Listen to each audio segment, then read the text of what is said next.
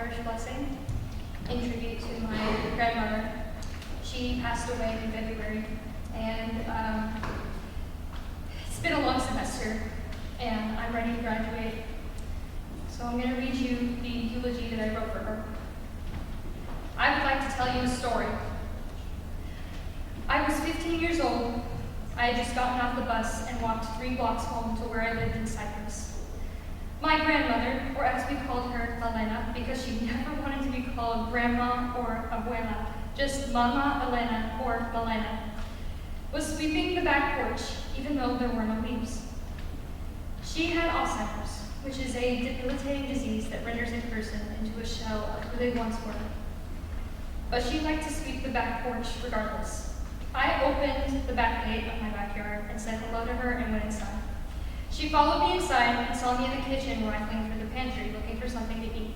She spoke to me. Erika, ¿tienes hambre? That means, are you hungry? I said, sí. She replied, ¿quieres una arepa? That means, do you want an arepa? I was surprised. So an arepa, if you don't know what it is a Venezuelan food that you can put stuff in. It's made of cornmeal or corn masa, what we call it, and you can put chicken, black beans, cheese, avocado, whatever you want. So her memory had already been slowly deteriorating, and she would repeat herself and ask us weird questions, and she tried to escape the house, so we had to childproof all the doors that led outside. I couldn't remember the last time she cooked for me, so of course I said yes. She made me one arepa with cheddar cheese, and I shredded it so she didn't have to. She pan-fried it, and she stuffed it for me, and she was still touching it while it was far too hot for my own hands. I don't know how mothers have fireproof hands, but they do. And she was a grandmother. She was my grandmother. And that was the best damn arepa I've ever had. Elena Dolores Chirinos de Kumerrow was the last surviving member of her immediate family. I like to think of her as a survivor. She was born September 15, 1934, in Valencia, Venezuela. She lost her parents to tuberculosis around 5 years old, and she was raised by her grandmother with her sister and 2 brothers. She never finished high school. She never went to college, and she married my abuelo, who also never went to college.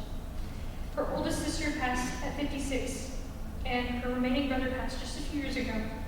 And she lived in Caracas, Venezuela during the entire presidential downfall. It's a dictatorship now. Her building was surrounded by protests and police and violence, but she stayed in Caracas because that was her home. She was officially diagnosed with Alzheimer's at 76, but she moved here at 78 in 2016. How many people can say their grandma moved across the world at almost 80 years old?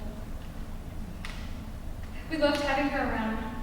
Her mind went away slowly, all things considered. And even though my abuelo had passed away when I was 7, she spoke to him all the time. And she forgot that she didn't like animals. She thought they were little monsters.